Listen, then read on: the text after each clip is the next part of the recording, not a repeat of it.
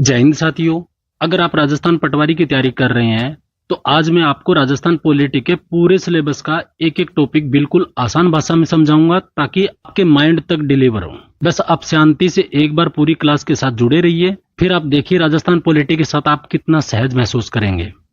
अगर आपको राजस्थान पटवारी बनना है तो इस चैनल का ये लोगो आप अपने दिमाग में बिठा लीजिए। आपको एक से एक बेहतरीन क्लास यहाँ मिलती रहेगी। पहले तो पटवारी में राजस्थान पॉलिटी का सिलेबस देखते हैं। तो उसमें मुख्यतः 4 टॉपिक दिए हुए हैं: राज्य का विधानमंडल, उच्च न्यायालय, प्रशासनिक व्यवस्था और आयोग। राजस्थान का विधानमंडल है वो 2 चीजों से मिलकर बना हुआ है, राज्यपाल और विधानसभा। क्यों? क्योंकि विधान परिषद राजस्थान में नहीं है। उसके बाद में हम उच्च न्यायालय पढ़ेंगे, उसके बाद में हम प्रशासनिक व्यवस्था पढ़ेंगे जिसके अंतर्गत जिला प्रशासन पढ़ेंगे और पंचायती राज पढ़ेंगे। और लास्ट में जो आयोग दिए हैं ये 5, आरपीएससी, राज्य मानवाधिकार, राज्य निर्वाचन आयोग और राज्य सूचना आयोग और लोकायुक्त। तो आइए सबसे पहला टॉपिक लेते हैं, राज्य का विधानमंडल। राजस्थान का विधानमंडल राज्यपाल प्लस विधानसभा से मिलकर बना है क्योंकि राजस्थान में केवल एक सदनीय व्यवस्था है, यानी विधान परिषद राजस्थान में नहीं है। और वर्तमान में 6 ऐसे राज्य हैं जहां विधान परिषद है। कहां कहां? आंध्रा, तेलंगाना, कर्नाटका, महाराष्ट्र, उत्तर प्रदेश और बिहार। इन 6 राज्यों में विधानमंडल का गठन कैसे होता है? राज्यपाल, विधानसभा और विधान परिषद। तो राजस्थान का सिंपल सी बात है, किनसे मिलकर बना है? राज्यपाल और विधानसभा। तो हमने देखा कि राजस्थान का विधानमंडल है वो 2 चीजों से मिलकर बना है, एक राज्यपाल और दूसरा विधानसभा। तो सबसे पहले हम राज्यपाल लेके चलते हैं, राज्यपाल का पूरा डिटेल जानते हैं। तो राज्यपाल को सबसे पहले आप देखोगे तो राज्यपाल का उल्लेख भाग 6 के अनुच्छेद 153 से 162 के बीच में दिया हुआ है। तो सबसे पहले आपको क्या याद रखना है कि राज्यपाल है वो भाग 6 में दिया हुआ है। भाग 6 में कितने से कितने अनुच्छेद के बीच में? तो 153 से 162। उसके बाद राज्यपाल पद है वो कनाडा के संविधान से लिया गया है। कहां से?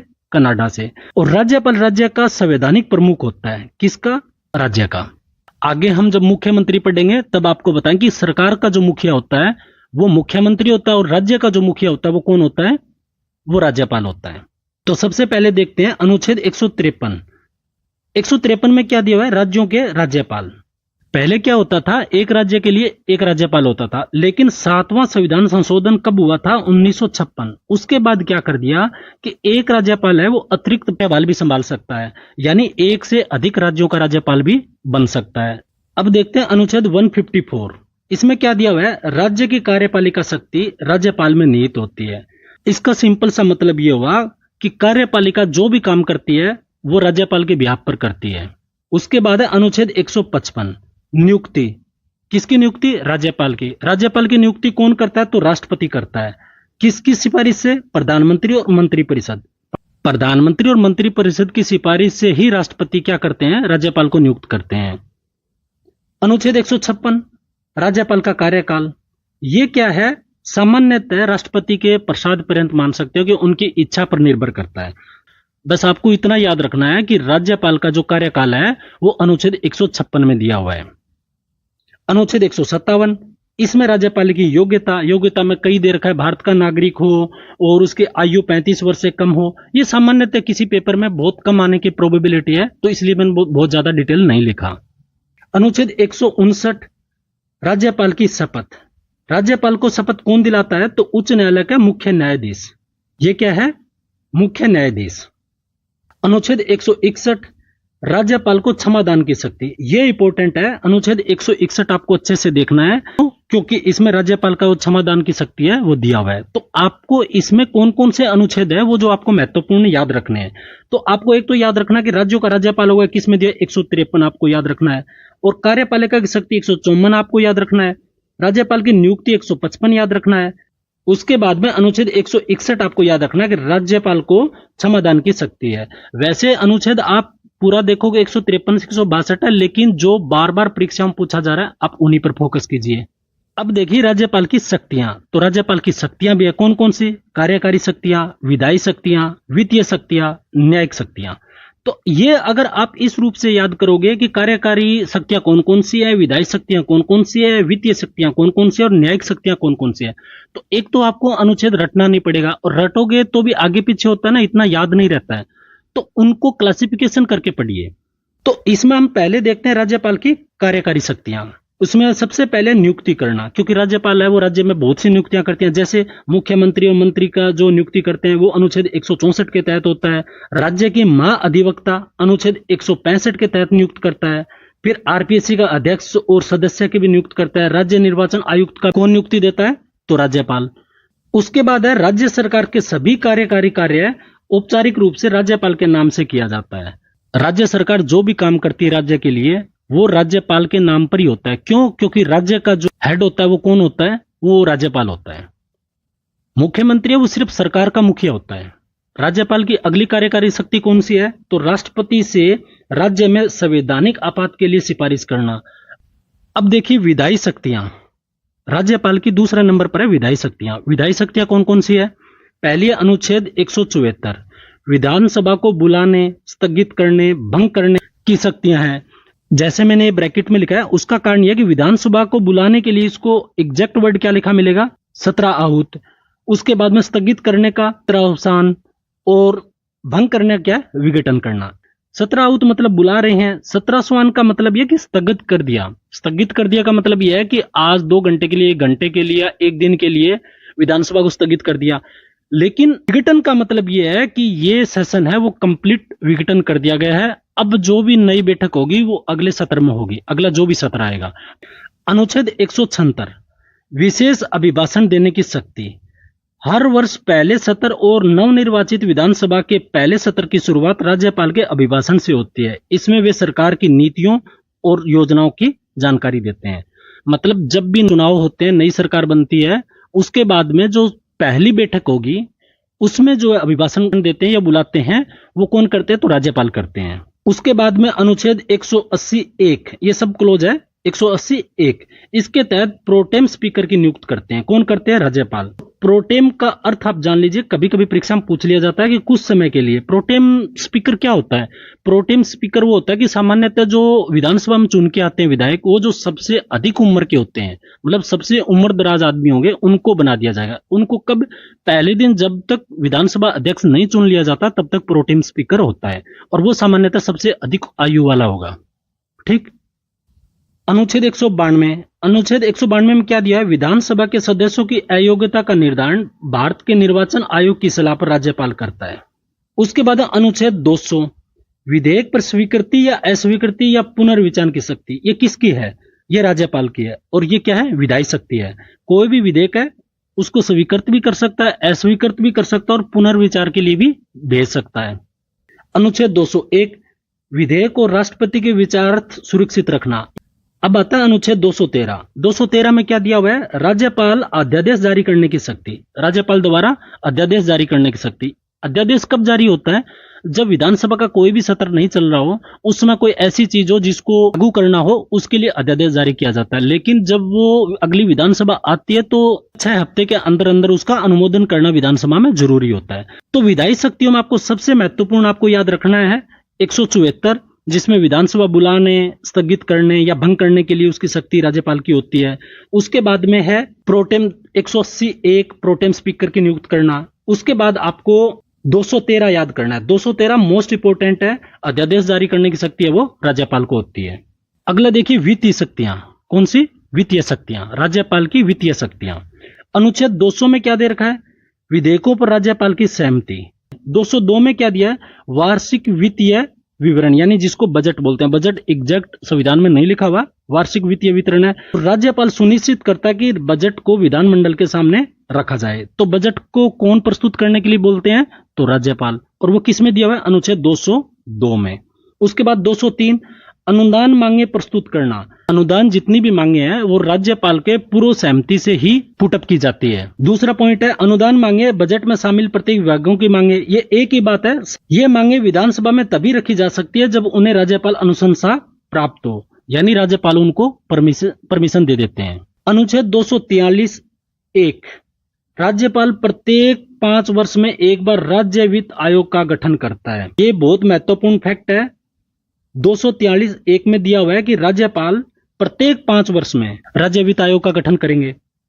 उसके बाद में धन विधेयक राज्यपाल की पूर्व सहमति से ही प्रस्तुत किया जा सकता है। और आखिरी पॉइंट है इसका, राज्य की आकस्मिक निधि राज्यपाल के अधीन होती है। आकस्मिक निधि किसके अधीन होती है? तो राज्यपाल के अधीन। जो भी उनसे निकाला जाएगा उससे पहले राज्यपाल की पूर्व अनुमति बहुत जरूरी है। तो इसमें आपको 200 देखना है विधेयकों वाला, 202 बहुत महत्वपूर्ण है, बजट वाला आपको देखना है, 203 इतना इंपॉर्टेंट नहीं है, लेकिन 243 एक ये इंपॉर्टेंट है। इसमें राज्य वित्त आयोग का गठन करते हैं 5 साल बाद राज्यपाल। उसके बाद आता है न्यायिक शक्तियां। राज्यपाल की न्यायिक शक्तियां मुख्यतः दया याचिका, विशेष समाधान, न्यायिक नियुक्तियां संस्था से संबंधित है। तो राज्यपाल की न्यायिक शक्तियां कौन कौन सी है? अनुच्छेद 161 में क्षमादान की शक्ति। राज्यपाल को अधिकार है कि वे राज्य के कानूनों के अधीन दोषियों को क्षमादान, दंड में कमी, स्थगन, परिवर्तन कर सकते हैं। लेकिन एक बात यहां पर आप ध्यान रखिए, पूर्ण क्षमादान नहीं कर सकते। पूर्ण क्षमादान की शक्ति किसको है? तो वो राष्ट्रपति को। और 233 में क्या दिया कि जिला न्यायाधीशों की नियुक्ति उच्च न्यायालयों की सिफारिश के बाद या सलाह के बाद जिला न्यायाधीशों की नियुक्ति कौन करते हैं? तो राज्यपाल। किस अनुच्छेद के तहत? 233। उच्च न्यायालय के मुख्य न्यायाधीश को शपथ राज्यपाल दिलाता है। कौन दिलाते हैं? राज्यपाल। तो ये है इनकी न्यायिक शक्तियां। अब राज्यपाल के कुछ विवेकाधीन शक्तियां हैं। संविधान राज्यपाल की विवेकाधीन शक्तियों को स्पष्ट रूप से पूर्ण विवरण नहीं देता, लेकिन ये शक्तियां संविधान के विभिन्न अनुच्छेदों और व्यवहारिक परिस्थितियों से निकल कर आती है। यानी संविधान में कहीं नहीं लिखा हुआ है कि विवेकाधीन शक्तियां जो है राज्यपाल की है। 163 में देखिए आप, पहला पॉइंट है राज्यपाल मुख्यमंत्री या मंत्रिपरिषद की सलाह पर कार्य करता है। अनुच्छेद 163 क्या कहता है कि राज्यपाल है वो मुख्यमंत्री और मंत्रिपरिषद की सलाह पर ही काम करेंगे। दूसरा पॉइंट है सलाह लेना जरूरी है या नहीं, यह निर्णय राज्यपाल का अंतिम होगा। और तीसरा है राज्यपाल के विवेकाधीन निर्णय की अदालत में चुनौती नहीं दे सकते, इनको चैलेंज नहीं कर सकते कोर्ट में। 164(1) में क्या कहा गया है? मुख्यमंत्री की नियुक्ति राज्यपाल करता है। अगर किसी भी पार्टी को स्पष्ट बहुमत न मिले तब राज्यपाल तय करता है कि किसे सरकार बनाने के लिए इनवाइट करना है। अनुच्छेद 175 में क्या कहा गया है? विश्वास मत परीक्षण हेतु सदन को संबोधित करते हैं। और अनुच्छेद 356 में क्या कहा गया है?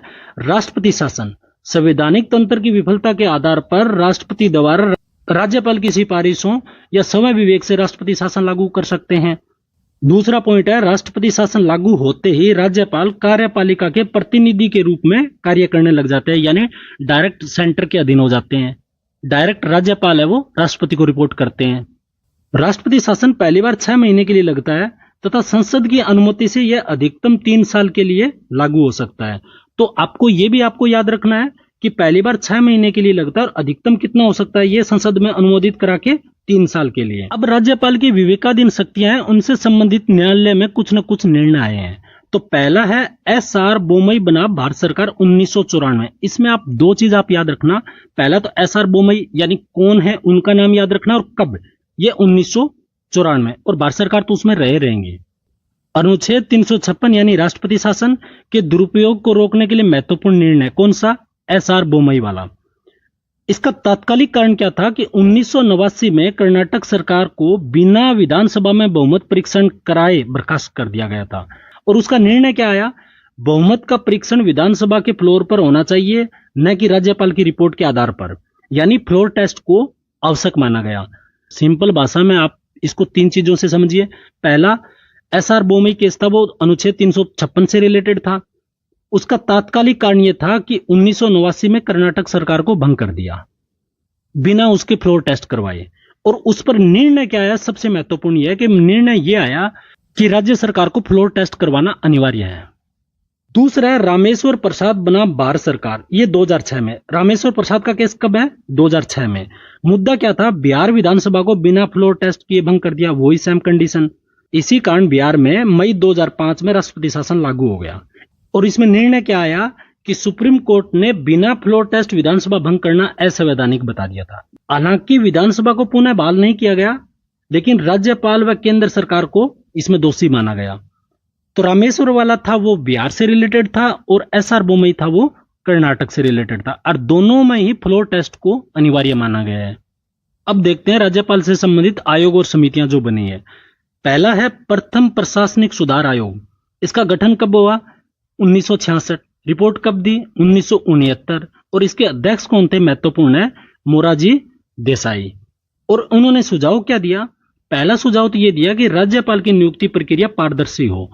यानी नियुक्ति प्रक्रिया पारदर्शी हो और राज्य सरकार से इसका परामर्श लेना चाहिए। दूसरा ये कहा कि राज्यपाल को केवल संविधान का संरक्षण होना चाहिए, न कि केंद्र का एजेंट। सामान्यतः क्या होता है कि केंद्र सरकार उनको नियुक्त करती है, इसके चलते वो उनके प्रति ही जवाबदेही ज्यादा नजर आते हैं। तो इसीलिए कहा गया केवल संविधान का संरक्षक ही बन के रहे, न कि केंद्र का एजेंट। और तीसरे में क्या गया, राज्यपाल का कार्यकाल निश्चित हो, कितना, 5 वर्ष। और चौथा पॉइंट कहा गया कि राज्यपाल को पुनः नियुक्त नहीं होना चाहिए। क्यों? क्योंकि उनको पता है 5 साल ही हमारे पास है, मैं अच्छे से काम करूंगा। एक लालसा ये भी रहती है, अगर मैं अच्छा जवाबदेही रहूंगा केंद्र सरकार के प्रति तो मुझे आगे भी किसी राज्य का राज्यपाल बना सकते हैं। तो ये 4 पॉइंट है किसके, प्रथम प्रशासनिक सुधार के, जिसका गठन कब हुआ, 1966 में। रिपोर्ट कब किया, 1969 में। और उनके अध्यक्ष कौन थे, मोरारजी देसाई। ठीक, उसके बाद आता है राजमन्नार समिति, ये भी राज्यपाल से संबंधित थी। इसका गठन कब हुआ, 1970 में। और इसको किसने किया, तमिलनाडु सरकार द्वारा। उन्होंने सिफारिशें कौन सी की, तो राज्यपाल की नियुक्ति में विधानमंडल से परामर्श किया जाए। दूसरा, अनुच्छेद 356 का प्रयोग अत्यधिक आपात की स्थिति में की जानी चाहिए, जब लगे कि संवैधानिक तंत्र बिल्कुल विफल हो चुका है तभी आपात लगाया जाए। उसके बाद आता है सरकारिया आयोग, इसका गठन कब हुआ, 1983।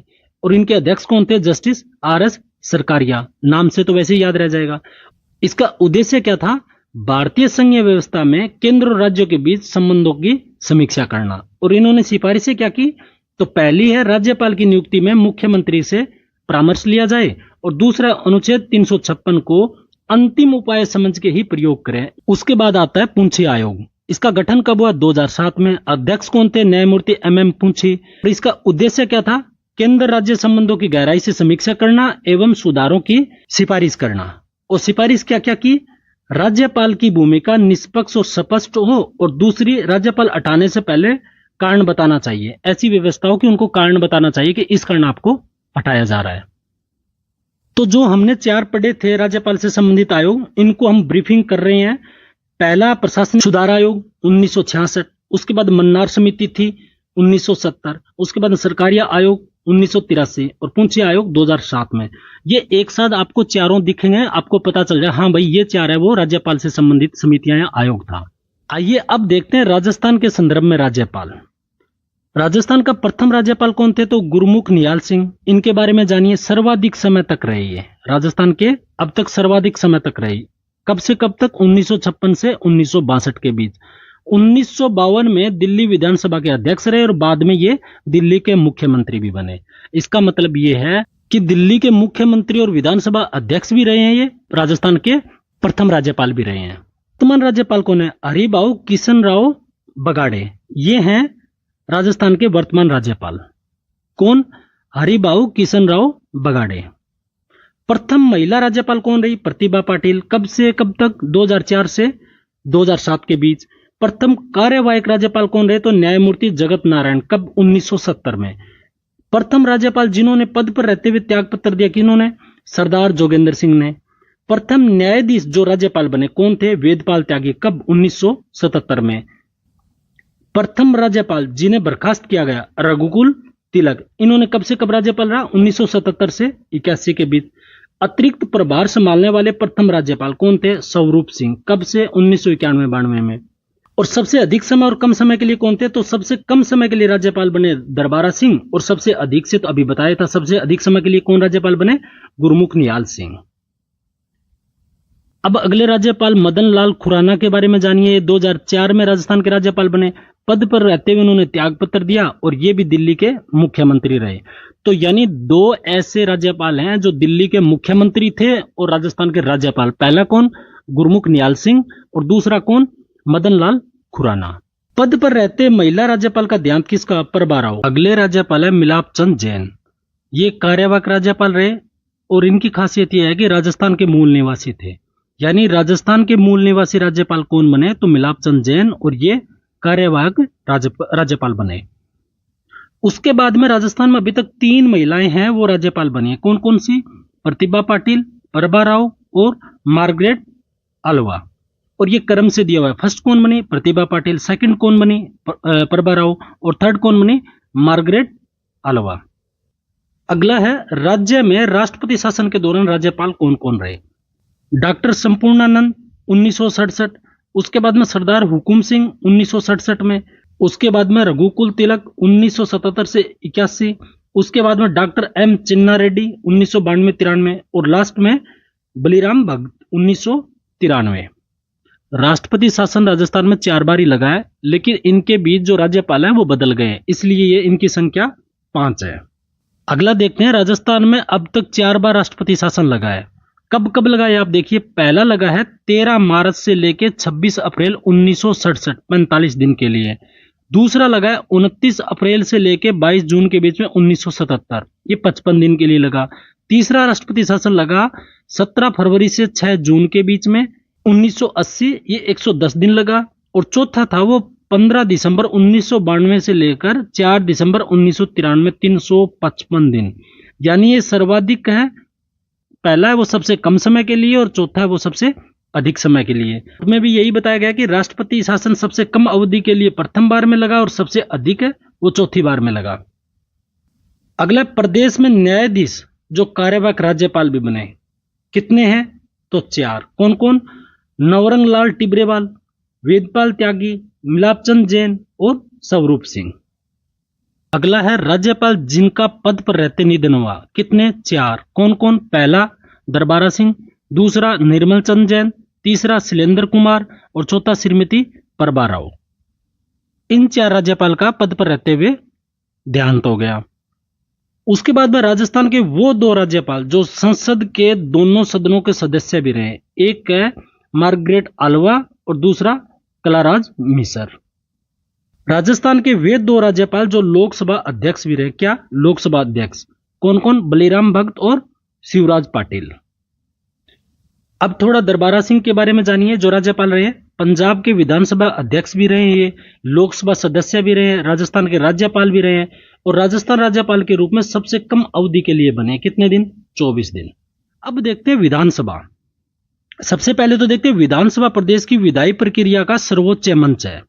किसका? विधायी प्रक्रिया का, जहां जनता द्वारा चुने गए प्रतिनिधि बैठकर कानून बनाते हैं, राज्य सरकार की नीतियों की समीक्षा करते हैं। तो विधानसभा क्या है? यह प्रदेश की विधायी प्रक्रिया का सर्वोच्च मंच है, जहां पर चुने हुए लोग यानी विधायक लोग बैठ के कानून बनाते हैं और सरकार की नीतियों की समीक्षा करते हैं। राजस्थान का विधानमंडल है वो एकल सदनीय है। आप ये बात, अगला पॉइंट है, वर्तमान में विधानसभा के 200 सदस्य हैं राजस्थान में, जो कभी 1952 में 160 हुआ करते थे। यानी 1952 में कितने थे? 160, 1956 में 190 बने, 1977 से ये 200 सदस्य हैं। अब जानते हैं विधानसभा के बारे में। विधानसभा का गठन कब हुआ? तो राजस्थान में विधानसभा का गठन 31 मार्च 1952 को हुआ। इसका गठन 22 रियासतों के विलय के बाद संविधान के अनुच्छेद 168 के तहत किया गया। तो विधानसभा का गठन किसमें दिया हुआ है? अनुच्छेद 168 में। अनुच्छेद 68 में क्या दिया हुआ है? तो यह अनुच्छेद राज्य की विधानमंडल का गठन का प्रावधान करता है।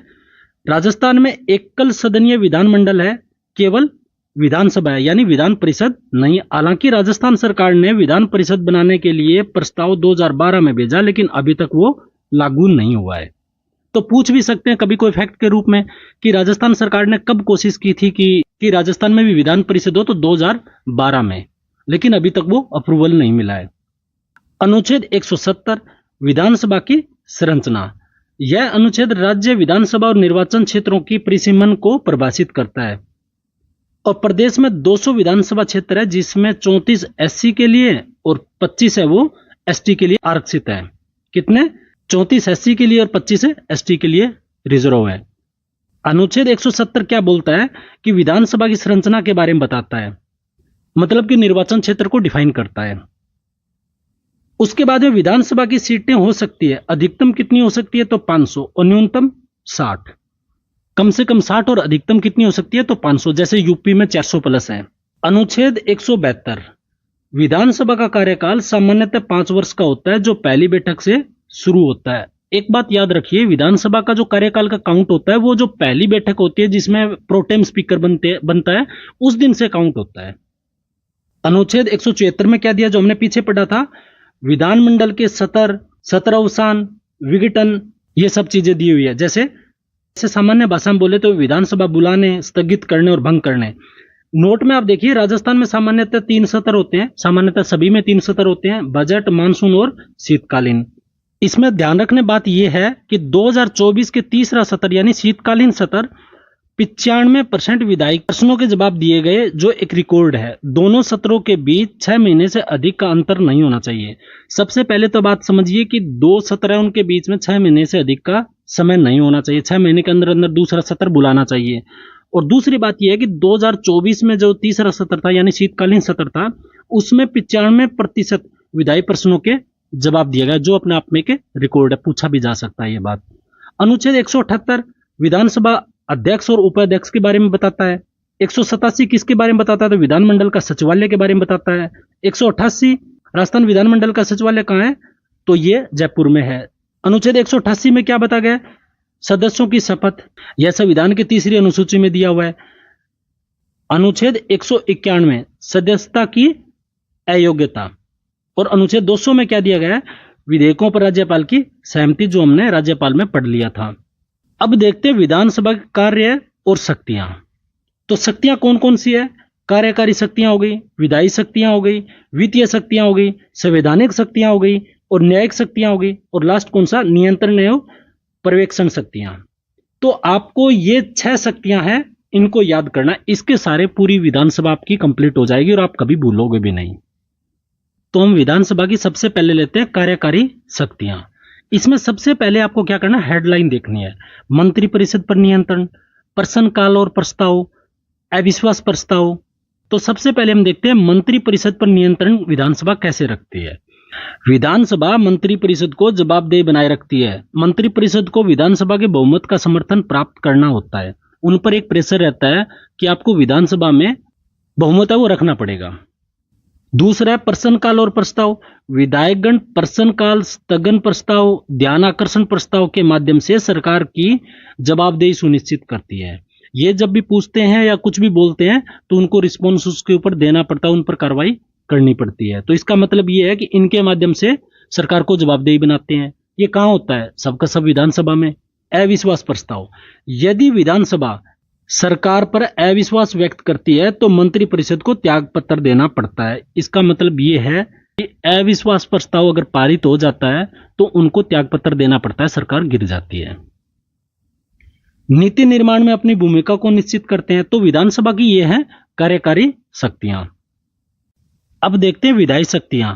इसमें कानून का निर्माण करते हैं और अध्यादेश की पुष्टि करते हैं। कानून निर्माण में देखिए, विधानसभा को राज्य सूची और संवर्ती सूची के विषयों पर कानून बनाने का अधिकार है, जैसे शिक्षा, स्वास्थ्य, कृषि, स्थानीय प्रशासन।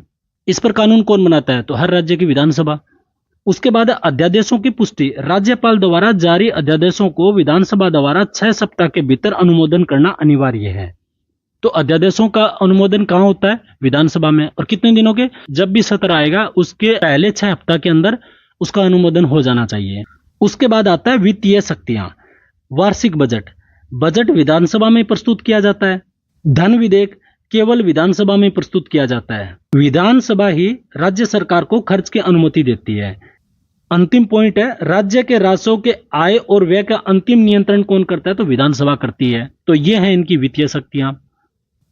उसके बाद है संवैधानिक शक्तियां।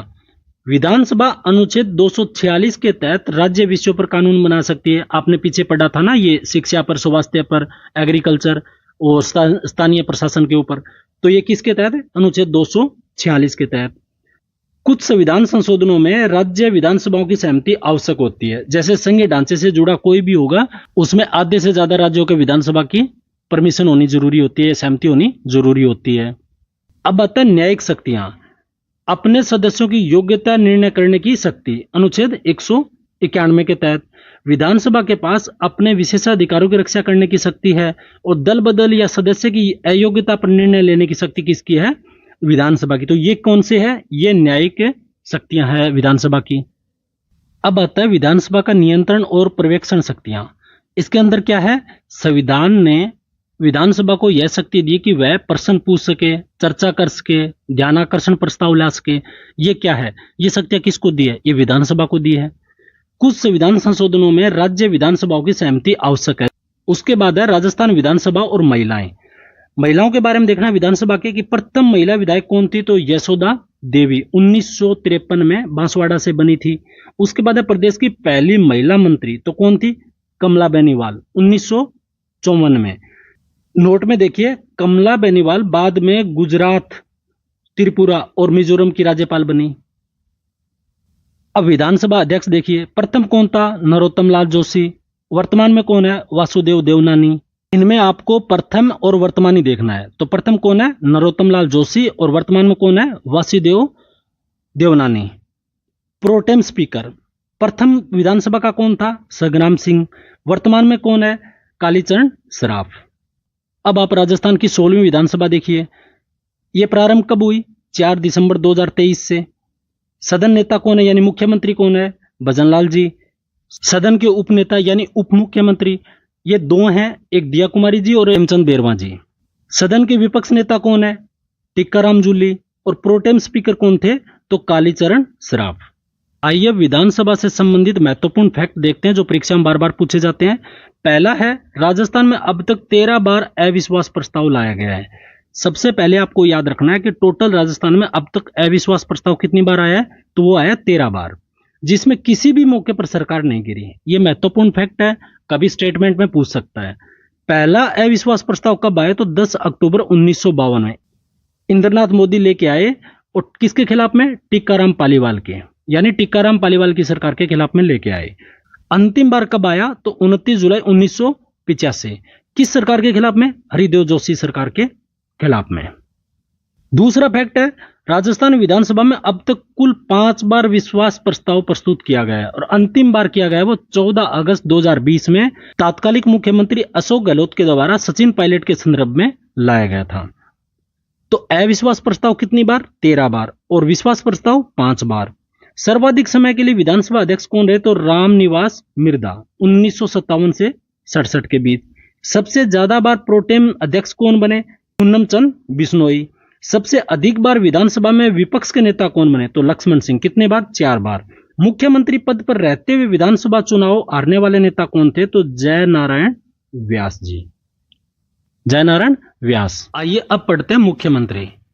राज्यपाल राज्य का संवैधानिक प्रमुख होता है, जबकि मुख्यमंत्री है वो राज्य का वास्तविक प्रमुख होता है। सामान्य अर्थ में कहें तो राज्यपाल है वो राज्य का मुखिया होता है, वही मुख्यमंत्री है वो सरकार का मुखिया होता है। यहां समझने वाली बात है कि राज्य का मुखिया कौन होता है? तो वो होता है राज्यपाल। कौन? राज्यपाल। और सरकार का मुखिया कौन होता है? वो होता है मुख्यमंत्री। आइए मुख्यमंत्री के बारे में देखते हैं। अनुच्छेद 164 ये 4 सब क्लोज में दिया हुआ है। 164(1), 164(1)(a), 164(2), 164(3) और 164(4). 164(1) में क्या दिया कि मुख्यमंत्री की नियुक्ति राज्यपाल करेगा। 164(a) में क्या दिया गया है कि 91वां संविधान संशोधन 2003 के तहत अब मंत्री परिषद में मंत्रियों की कुल संख्या मुख्यमंत्री सहित विधानसभा की कुल संख्या का 15% से अधिक नहीं होगा। इसका सिंपल सा मतलब है कि 91वें संविधान संशोधन 2003 में यह कहा गया कि जितने भी कुल विधायक हैं उस विधानसभा में, उसमें जितने भी मंत्री परिषद में जो सदस्य होंगे, जो मंत्री बनेंगे, वो मुख्यमंत्री को मिला के 15% से ऊपर नहीं होना चाहिए। ठीक। अब है 164(2), मुख्यमंत्री एवं मंत्रिपरिषद सामूहिक रूप से विधानसभा के प्रति उत्तरदायी होंगे। किसके? विधानसभा के। और व्यक्तिगत रूप से वो राज्यपाल के प्रति उत्तरदायी होंगे। विधानसभा के जितने भी सदस्य होते हैं वो व्यक्तिगत रूप से है वो किसके प्रति उत्तरदायी होते हैं? वो राज्यपाल के।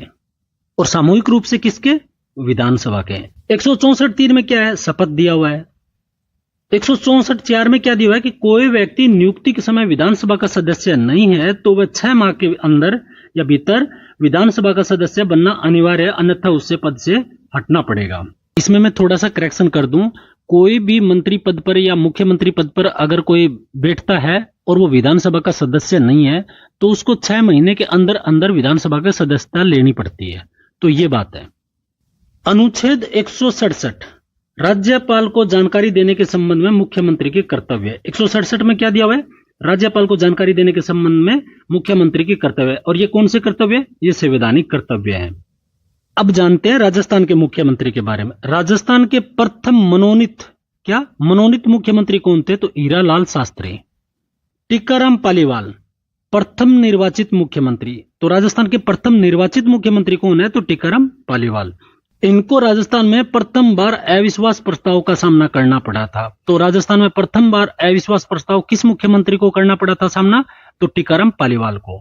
मुख्यमंत्री बनने के बाद उप मुख्यमंत्री बने, ये पहले मुख्यमंत्री बने और उसके बाद में दूसरे टर्म में उप मुख्यमंत्री बने हैं। जैसे फिलहाल महाराष्ट्र में देवेंद्र फडणवीस है, वो पहले मुख्यमंत्री थे और अब क्या है?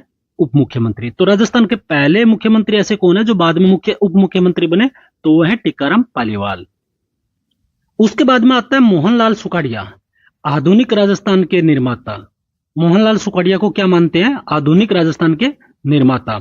सर्वाधिक अवधि, सर्वाधिक 4 बार मुख्यमंत्री बने, यानी सर्वाधिक अवधि के लिए भी बने, यानी सबसे ज्यादा समय के लिए भी ये मुख्यमंत्री हैं और सबसे ज्यादा बार भी। कितने बार? 4 बार। ये दोनों ही चीज किनके लिए है? ये मोहनलाल सुखाड़िया जी के लिए। इनके मंत्रिमंडल में कमला बेनीवाल राजस्थान की पहली महिला मंत्री बनी थी। कौन? कमला बेनीवाल। अगला मुख्यमंत्री है बरकतुल्ला खां, पद पर रहते हुए मृत्यु। मुख्यमंत्री पद पर रहते हुए पहले मुख्यमंत्री कौन है राजस्थान के जो एक्सपायर किए थे? वो है बरकतुल्ला खान। हरिदेव जोशी, इनके समय में आपातकाल लगा था। कब? 1975 में। ये कौन सा आपात है? तो राष्ट्रीय आपात। अगला पॉइंट है जगन्नाथ पहाड़िया, प्रदेश के पहले अनुसूचित जाति के मुख्यमंत्री। तो पहले एससी मुख्यमंत्री कौन है? जगन्नाथ पहाड़िया। हीरालाल देवपुरा सबसे कम समय के लिए मुख्यमंत्री बने। तो राजस्थान के सबसे कम समय के लिए मुख्यमंत्री कौन बने? हीरालाल देवपुरिया। कितने दिन के लिए? 16 दिनों के लिए। वसुंधरा राजे सिंधिया, राजस्थान की पहली महिला मुख्यमंत्री। कब? 1998 से 2003 के बीच। भजनलाल शर्मा, ये वर्तमान मुख्यमंत्री हैं।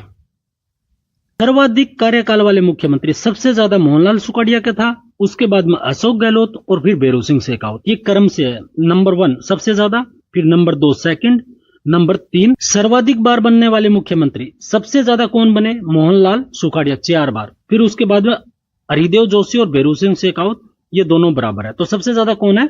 मोहनलाल सुखाड़िया। राजस्थान के मुख्यमंत्री जो बाद में दूसरे राज्य के राज्यपाल बने, ऐसे 4 हैं कि क्या क्या नाम है? मोहनलाल सुखाड़िया पहले मुख्यमंत्री थे राजस्थान के, फिर दूसरे स्टेट के राज्यपाल बने। दूसरे हरिदेव जोशी, तीसरे जगन्नाथ पहाड़िया और चौथे शिवचरण माथुर। मोहनलाल सुखाड़िया, हरिदेव जोशी, जगन्नाथ पहाड़िया और शिवचरण माथुर ये राजस्थान के मुख्यमंत्री रहे और बाद में अलग अलग राज्यों के राज्यपाल बने हैं। ऐसे कितने मुख्यमंत्री हैं जो बाद में प्रतिपक्ष नेता भी रहे हैं? ये इतने 3 है। प्रतिपक्ष नेता मतलब विपक्ष के नेता। हरिदेव जोशी, भैरों सिंह शेखावत और वसुंधरा राजे सिंधिया। जिसके विरुद्ध सबसे ज्यादा बार अविश्वास प्रस्ताव लाया गया वह मुख्यमंत्री कौन है? मोहनलाल सुखाड़िया, जिनके सामने 6 बार लाया गया। अगला पॉइंट है प्रदेश के मुख्यमंत्री जो संविधान सभा के, जो संविधान निर्माण हुआ, संविधान सभा के सदस्य रहे, ऐसे 3 हैं। कौन कौन? हीरालाल शास्त्री, CH वेंकटाचारी, जयनारायण व्यास। प्रथम मनोनीत मुख्यमंत्री कौन थे? हीरालाल शास्त्री। प्रथम निर्वाचित मुख्यमंत्री यानी चुने हुए मुख्यमंत्री टीकाराम पालीवाल। एकमात्र निर्वाचित और मनोनीत दोनों, यानी चुना हुआ और मनोनीत दोनों कौन थे? तो ये थे जयनारायण व्यास। जयनारायण व्यास है वो मनोनीत मुख्यमंत्री भी रहे हैं और निर्वाचित मुख्यमंत्री भी रहे हैं। प्रदेश में राष्ट्रपति शासन के समय मुख्यमंत्री कौन कौन थे? तो देखो, पहला है मोहनलाल सुखाड़िया। 1967 वाले के समय में कौन थे? तो मोहनलाल सुखाड़िया। दूसरा 1977 में हरिदेव जोशी। तीसरा भैरों सिंह शेखावत और चौथा भी किसके समय था? भैरों सिंह शेखावत के, 1980 और 82। अब देखिए, आपातकाल 1975 के समय में राज्यपाल कौन थे और मुख्यमंत्री कौन थे? तो राज्यपाल थे सरदार जोगेंद्र सिंह और मुख्यमंत्री कौन थे? हरिदेव जोशी। राजस्थान में उप मुख्यमंत्री कितने बने हैं? तो 7। टीकाराम पालीवाल सबसे पहले उप मुख्यमंत्री। कब? 1952 से 1954 पहले उप मुख्यमंत्री थे। दूसरा हरिशंकर बागड़ा। तीसरे बनवारी लाल भैरवा। चौथा कमला बेनीवाल, ये पहली महिला उप मुख्यमंत्री थी। दूसरी कौन है? तो दिया कुमारी जो वर्तमान में है। 5वां कौन? सचिन पायलट। और 6ठा और 7वां एक ही साथ है, दिया कुमारी और प्रेमचंद बैरवा। ये वर्तमान में दोनों उप मुख्यमंत्री है। तो टोटल कुल कितने उप मुख्यमंत्री बने राजस्थान में? तो 7। 2 तभी वर्तमान में है और 5 पहले। आइए अब जानते हैं मंत्रिपरिषद के बारे में। मंत्रिपरिषद मुख्यमंत्री की अध्यक्षता में गठित एक ऐसा समूह होता है जो राज्य सरकार का कार्य संचालन करता है। मुख्यमंत्री मंत्रिपरिषद के समूह के द्वारा ही अपना सरकार का संचालन करते हैं। मंत्रियों के मुख्य 3 प्रकार होते हैं। कौन कौन से? कैबिनेट मंत्री, राज्य मंत्री और तीसरा उप मुख्यमंत्री या उपमंत्री आप बोल सकते हो। कैबिनेट मंत्री होते हैं वो विभागों के प्रमुख होते हैं, यानी डिपार्टमेंट के हेड होते हैं। और कैबिनेट मंत्री के अधीन में कार्य कौन करते हैं? तो राज्य मंत्री करते हैं। उप मुख्यमंत्री क्या होता है? विशेष राजनीतिक संतुलन करने के लिए। ये बात आप अच्छे से समझते हैं। कभी कभी राजनीतिक स्थिति भी ऐसी हो जाती है, कोई नाराज ना हो, उनके पास में 8, 10 या 20 विधायकों का गुट होता है, तो उनको शांत करने के लिए उप मुख्यमंत्री भी बना दिया जाता है। तो ये राजनीतिक संतुलन वाली बात है। तो इनका संवैधानिक प्रावधान क्या है? अनुच्छेद 163, मुख्यमंत्री के साथ एक मंत्रिपरिषद होगी जो राज्यपाल को सलाह देगी।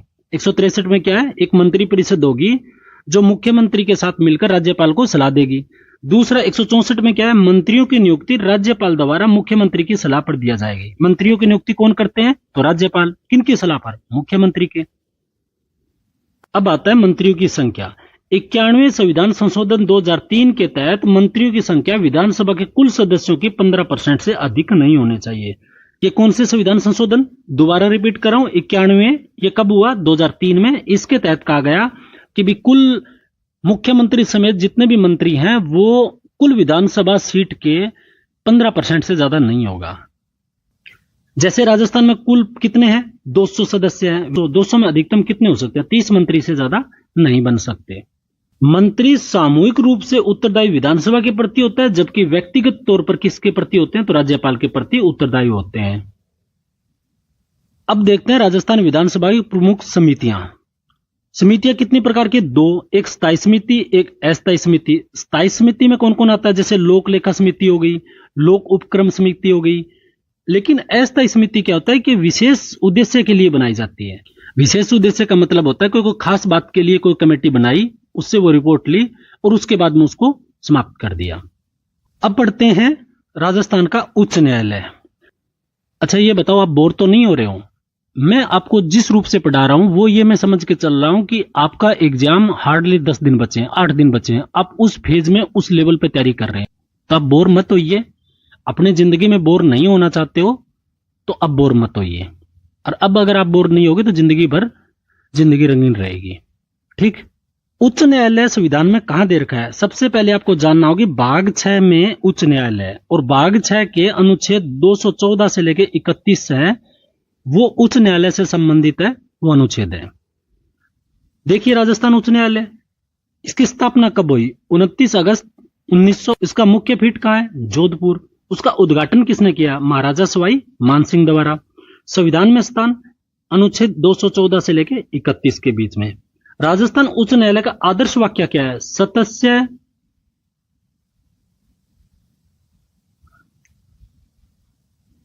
राजस्थान उच्च न्यायालय का आदर्श वाक्य क्या है? सत्य ज्योतिष्यो। क्या है? सत्य ज्योतिष्यो। ये एग्जाम में डायरेक्ट पूछ सकते हैं। और राजस्थान में न्यायाधीशों की स्वीकृति कितनी है? पदों की संख्या तो 50। और राजस्थान का जो खंडपीठ है वो स्थायी तौर पर स्थापना कब हुई? 31 जनवरी 1977। अब राजस्थान के न्यायाधीश के बारे में बात जानिए। राजस्थान की पहली महिला न्यायाधीश कौन थी? तो कांता भटनागर। कब? 1978 में बनी। प्रथम मुख्य न्यायाधीश कौन थे? तो कमलकांत मल्होत्रा। कब है? 1949। वर्तमान मुख्य न्यायाधीश कौन है?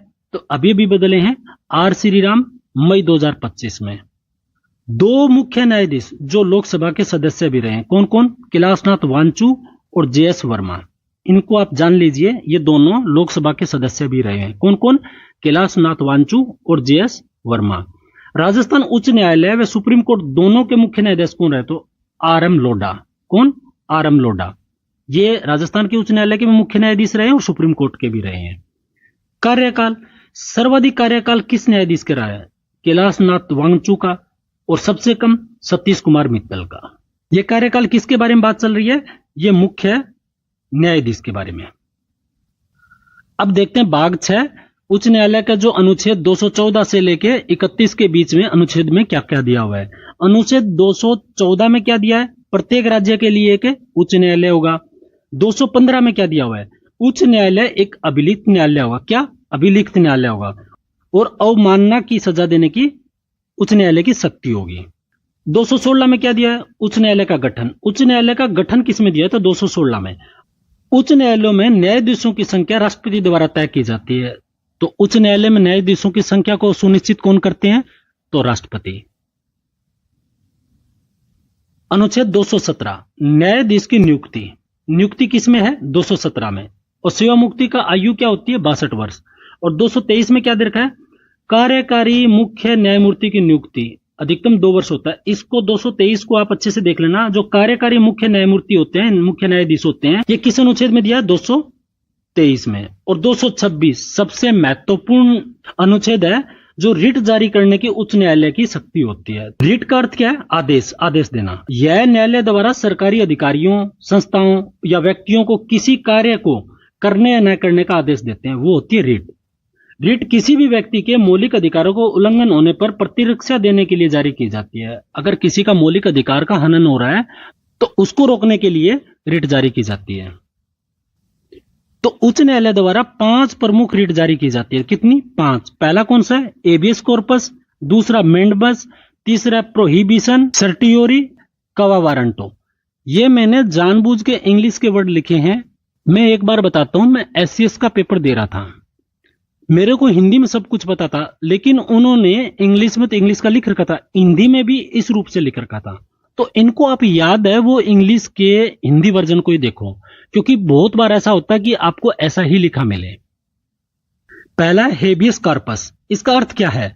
हेबियस कॉर्पस का अर्थ है कि सशरीर उपस्थित करो। ये बात कौन बोलता है? ये न्यायालय बोलता है। उद्देश्य किसी व्यक्ति को गैर कानूनी हिरासत से मुक्त करवाना। यह रिट नागरिकों के मौलिक अधिकार, विशेषकर अनुच्छेद 21 किसके बारे में? जीवन और व्यक्ति स्वतंत्रता के लिए की रक्षा के लिए महत्वपूर्ण है। तो हेबियस कॉर्पस का उद्देश्य क्या है? गैर कानूनी तरीके से पकड़े व्यक्ति को छुड़वाना। और ये किस कारण? क्योंकि ये मौलिक अधिकार के अंतर्गत आता है। दूसरा है मेंडमस। मेंडमस का अर्थ क्या है? परमादेश। इसका अर्थ हो गया हम आदेश देते हैं। मेंडमस का क्या अर्थ है? हम आदेश देते हैं। इसका उद्देश्य क्या है? सरकारी अधिकारियों को उनके कर्तव्य का पालन करने के लिए बाध्य करना। इसका उपयोग कब किया जाता है? जब कोई अधिकारी या संस्था अपने कर्तव्य का पालन करने में विफल हो जाते हैं। अगर कोई सरकारी अधिकारी हो या कोई संस्था हो, अगर वो अपना कर्तव्य का पालन नहीं करता है तो उच्च न्यायालय मेंडमस जारी कर देता है। तीसरा प्रोहिबिशन। इसका अर्थ क्या है? रोकना। इसका उद्देश्य क्या है प्रोहिबिशन का? निचली अदालतों को उनके अधिकार क्षेत्र में रखना कि वो अपने क्षेत्र अधिकार से बाहर न जाए। यह रिट निचली अदालतों या अर्ध न्यायिक प्राधिकरणों को दिया जाता है कि उनके अन्य अधिकार क्षेत्र में कार्य करने के लिए रोका जा सके। उच्च न्यायालय प्रोहिबिशन इसलिए जारी करता है कि जो निचली अदालतें हैं वो अपने क्षेत्राधिकार में ही काम करे, उससे बाहर ना निकले। चौथा है सर्टियोरी, जिसको उत्प्रेषण बोलते हैं। इसका अर्थ है प्रभावित करना। यह रिट निचली अदालतों या अर्ध न्यायिक निकायों के फैसलों को रद्द करने के लिए या उच्च न्यायालय में ट्रांसफर करने के लिए जारी किया जाता है। इसका उद्देश्य किस लिए, मतलब क्यों करते हैं? निचली अदालतों को गलत या अनुचित फैसलों को सुधारने के लिए। कभी कभी आपने देखा होगा ना, निचली अदालत ने कोई फैसला दिया, आप उच्च न्यायालय में जाके उसको चैलेंज करते हो तो उसको पहले वाले को बदल दिया जाता है। पांचवा है कवा वारंटो, जिसको हिंदी में अधिकार परीक्षा बोलते हैं। इसका क्या मतलब है? किस अधिकार से? इसका उद्देश्य होता है कि यह सुनिश्चित करना कि सार्वजनिक पद पर केवल योग्य व्यक्ति ही नियुक्त हो। यह उपयोग में कब लाया जाता है? जब कोई व्यक्ति बिना योग्यता या कानूनी आधार के सार्वजनिक पद पर बैठा हो। यह गैर कानूनी तरीके से कोई पद पर बैठा होता है, उसके लिए जारी किया जाता है। उच्च न्यायालय को अनुच्छेद 226 के तहत रिट जारी करने की शक्ति होती है या शक्ति मिलती है। वहीं सर्वोच्च न्यायालय को अनुच्छेद 32 के तहत। हाईकोर्ट किस अनुच्छेद के तहत रिट जारी करता है? 226। और सुप्रीम कोर्ट है वो रिट जारी किस अनुच्छेद के तहत करता है? तो 32। और अधिकार की प्रकृति क्या होता है? अनुच्छेद 32 है वो एक समय में मौलिक अधिकार है, वहीं अनुच्छेद 226 क्या है? एक संवैधानिक शक्ति है। अनुच्छेद 227 क्या बोलता है? सभी अधीनस्थ न्यायालयों के अधीक्षण की उच्च न्यायालय की शक्ति। यह अनुच्छेद उच्च न्यायालय को उनके क्षेत्र में कार्यरत सभी अदालतों और ट्रिब्यूनलों के प्रशासनिक न्यायिक कार्यों की निगरानी और नियंत्रण रखने की शक्ति प्रदान करता है। कौन सा? अनुच्छेद 227। और 231 क्या बोलता है? 2 या 2 से अधिक राज्यों के लिए एक ही उच्च न्यायालय की स्थापना करना। यह शक्ति किसके पास है? यह संसद के पास है। अनुच्छेद 231 के तहत 2 या 2 से अधिक राज्यों के लिए एक ही उच्च न्यायालय का स्थापना कर सकते हैं। जैसे कौन सा? गुवाहाटी उच्च न्यायालय। यह किस किस का है? असम, नागालैंड, मिजोरम, अरुणाचल, इन 4 राज्यों का एक ही उच्च न्यायालय। कहाँ? गुवाहाटी उच्च न्यायालय। और दूसरा एक है पंजाब और हरियाणा का चंडीगढ़ में है। तो ये सब किससे होता है? ये अनुच्छेद 231 के तहत। और ये कौन कर सकता है? तो ये भारतीय संसद कर सकती है। आइए परीक्षा के बारे में कुछ पूछे जाने वाले फैक्ट्स देखते हैं। उच्चतम न्यायालय अनुच्छेद 129 और उच्च न्यायालय अनुच्छेद 215 के तहत अभिलेख न्यायालय, क्या? अभिलेख न्यायालय कहे जाते हैं, रिकॉर्डेड। तो हाईकोर्ट किस अनुच्छेद के तहत? 215 के तहत। और सुप्रीम कोर्ट 129 के तहत है, वो अभिलेख न्यायालय कहा जाता है, ये कहे जाते हैं। दूसरा फैक्ट है, उच्चतम न्यायालय की पुनर्विलोकन की शक्ति अनुच्छेद 137 के द्वारा दी गई है। अनुच्छेद 137 क्या बोलता है? कि उच्चतम न्यायालय, सुप्रीम कोर्ट है, वो पुनर्विलोकन कर सकता है। पुनर्विलोकन की शक्ति का क्या मतलब है? सर्वोच्च न्यायालय द्वारा अपने निर्णय या अपने आदेशों में परिवर्तन का अधिकार। मतलब अगर सुप्रीम कोर्ट भी ये बात सोचता है कि हमसे कुछ मिस्टेक हुई है, उसको सुधार कर सकते हैं। आइए अब देखते हैं प्रशासनिक व्यवस्था। प्रशासनिक व्यवस्था को 2 भागों में बांट सकते हैं। पहला तो जिला प्रशासन और दूसरा पंचायती राज। ये दोनों ही क्या है? प्रशासन के अंग है। सबसे पहले देखते हैं जिला प्रशासन। जिला प्रशासन वह व्यवस्था है जिसके अंतर्गत राज्य सरकार द्वारा नियुक्त अधिकारी जिले के शासन व प्रशासन का संचालन करते हैं। इसका उद्देश्य क्या होता है? कि जिले में कानून व्यवस्था बनी रहे और विकास के कार्यों का संचालन हो, और साथ में जन सेवा भी मिलती रहे। तो जिला प्रशासन का उद्देश्य क्या होता है? कानून व्यवस्था बनी रहे, विकास के काम भी हो और जन सेवा भी होती रहे। तो जिले प्रशासन की संरचना में सबसे ऊपर कौन आता? तो जिला कलेक्टर, उसके नीचे अपर कलेक्टर, फिर उपखंड अधिकारी एसडीएम, उसके बाद में तहसीलदार, फिर नायब तहसीलदार। और इसके लिए आप क्या करते हो? तैयारी कर रहे हो पटवारी। और यही जो संरचना है वो आपके लिए सबसे महत्वपूर्ण है। तो आइए पहले जिला कलेक्टर पढ़ते हैं। राजस्व, प्रशासन और कानून व्यवस्था का प्रमुख अधिकारी है कौन? जिला कलेक्टर। और यह आईएएस अधिकारी होता है, इंडियन एडमिनिस्ट्रेटिव सर्विस के तहत आते हैं।